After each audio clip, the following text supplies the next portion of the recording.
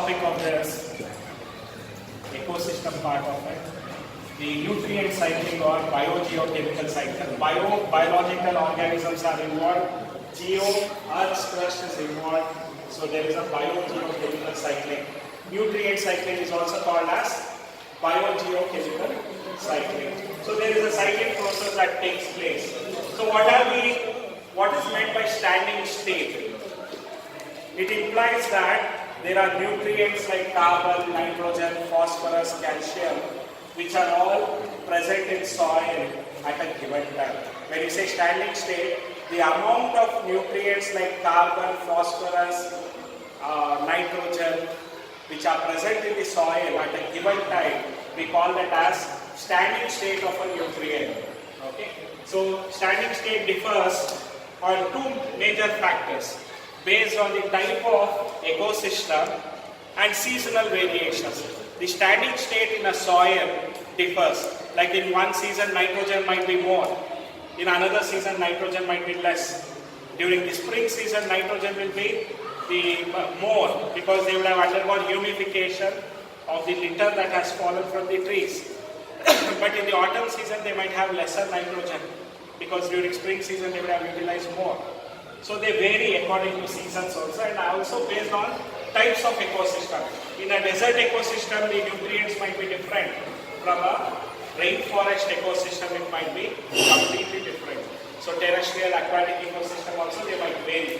So remember about that standing state, which differs according to the kind of ecosystem and also according to the season.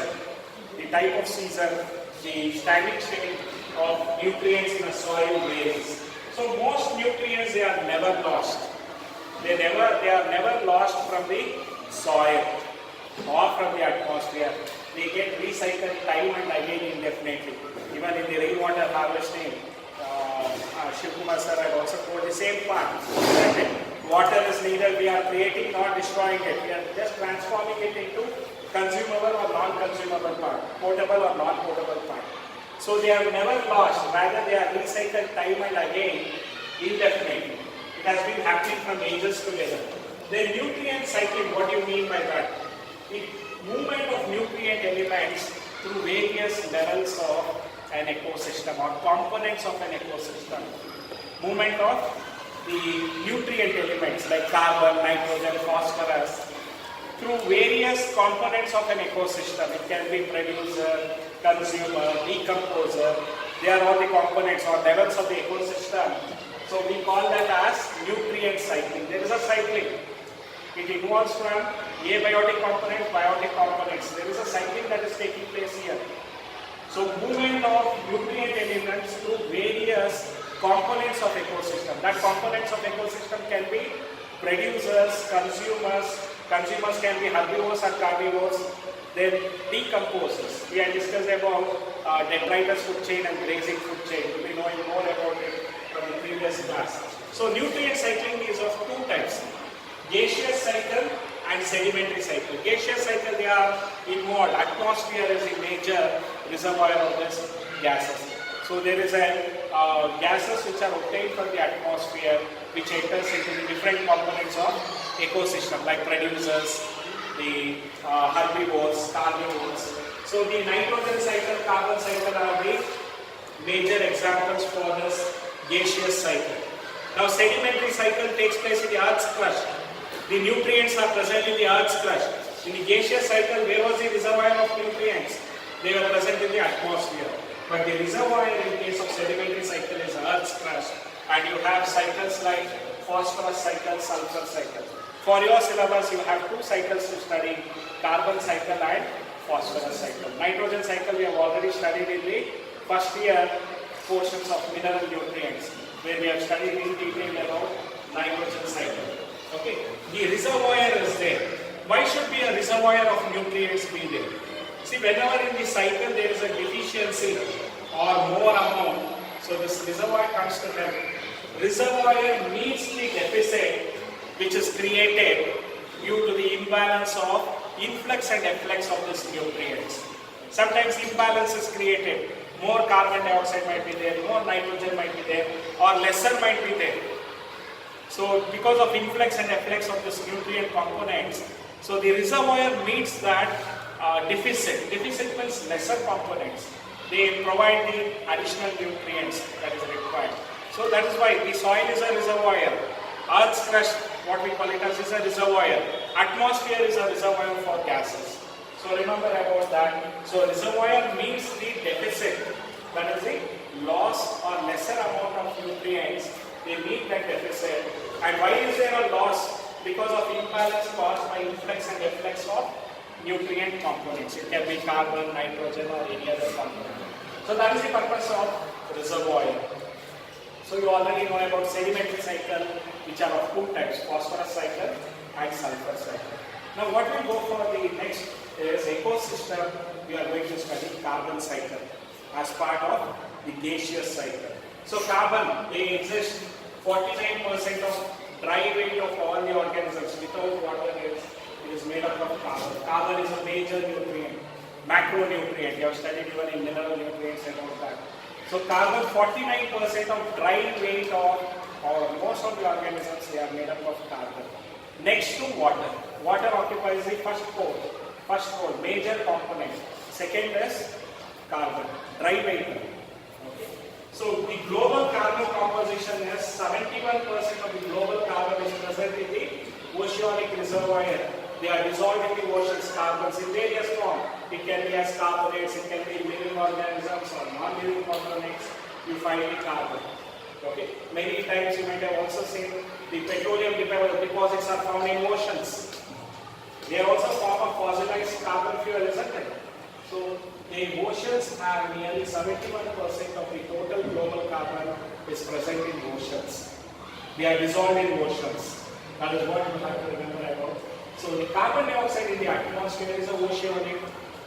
Major part of the carbon dioxide in the atmosphere is met from the oceanic reservoir. Whenever there is lesser amount of carbon dioxide, the oceanic reservoir is a source from which this deficit is fulfilled. Okay. So the fossil fuel is reservoir of carbon. I told you it can be coal, it can be petrol or crude oil. They are all source of carbon, hydrocarbons, fossilized fuel. So now the carbon dioxide, major amount of carbon dioxide released in the atmosphere at present is because of human activities, especially utilization of fuels. So the fossil fuels like charcoal, coal, as well as petrol, and even the gases that we are using, natural gas, CNG, compressed natural gas, they are all sources of fossilized fuel, and they are released into the atmosphere as carbon dioxide and as carbon monoxide. You have to understand it over time. So this carbon cycle occurs at various components. It occurs in the atmosphere, oceans, living organisms and dead organisms. The major components involved in the carbon cycle occurrences: atmosphere, from atmosphere, oceans, living organisms and dead organisms. So the decomposers also play a major role in adding up to the carbon dioxide pool. They break down the dead waste materials and dead animals or plants. They decay them and release the carbon dioxide into the atmosphere. They also add up to the carbon dioxide pool in the atmosphere. Okay.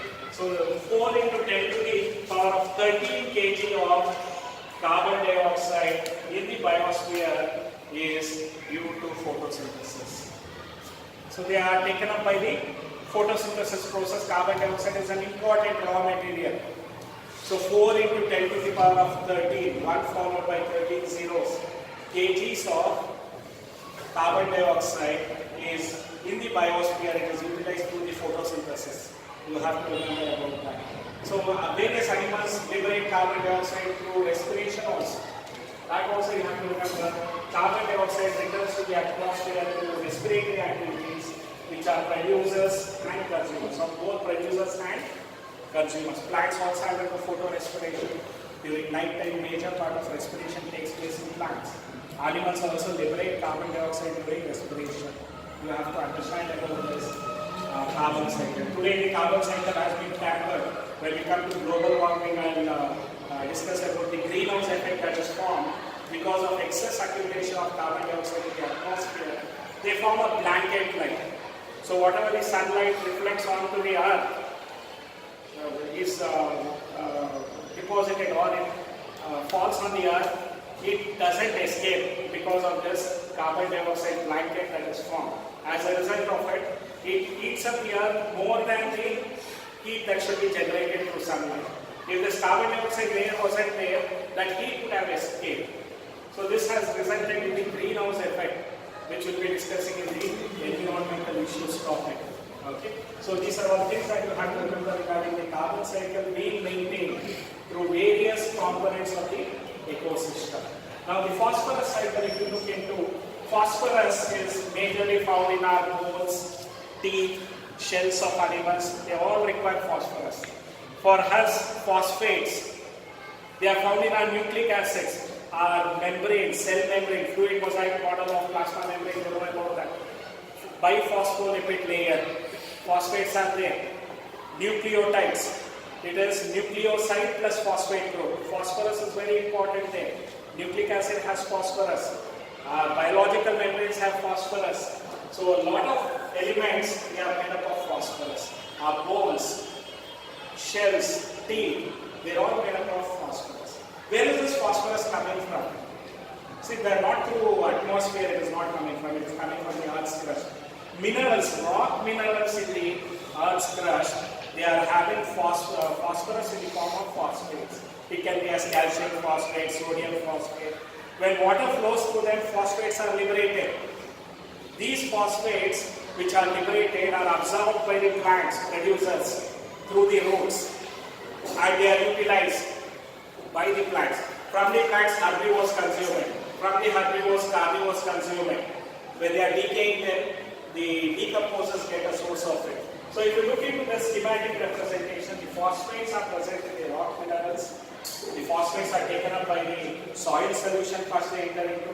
From the soil solution, they are taken up by the producers. Producers, when they are being eaten, they are going to be a source of phosphate used by the plants. They enter into the consumers, both herbivores and carnivores. From the consumers, the phosphates finally enters into detritus. The detritus breaks down the dead and waste materials of plants and animals. Phosphate is released. That phosphate enters into the soil solution, and again this process starts. So soil solution has phosphates.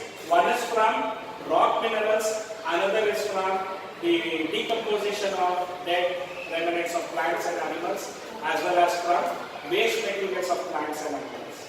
Okay, they get this source. Soil solution gets phosphates from two sources. One is rock minerals, another is from detritus. So this is how it is there. Now producers, they produce litters. That is the leaves which might have fallen. When they decay, they are also again going to liberate phosphates. Okay? This is what you have to remember about regarding the phosphorus cycle. Very important from exam point of view. This schematic representation has been asked during examination. Soil solution is important. They are getting phosphates from two sources. From detritus and as well as from rock minerals. Remember about that. So now the carbon cycle, phosphorus cycle, what is the difference? Atmospheric carbon cycle plays a major role. Okay, the atmospheric carbon is fixed as carbonates through the rainfall, but that doesn't happen for phosphorus because negligible amount of phosphorus is present in atmosphere. Rainfall doesn't fix that phosphorus into soil. Okay, second aspect, gaseous exchange it plays a major role in carbon cycle. Gaseous exchange of carbon dioxide plays a major role in carbon cycle, but there is negligent gaseous exchange takes place of phosphorus, which is very negligent. So that is the differences between carbon cycle and phosphorus cycle. So we are left out with ecological services, which I will do it in the next class, along with the commencement of biodiversity topic.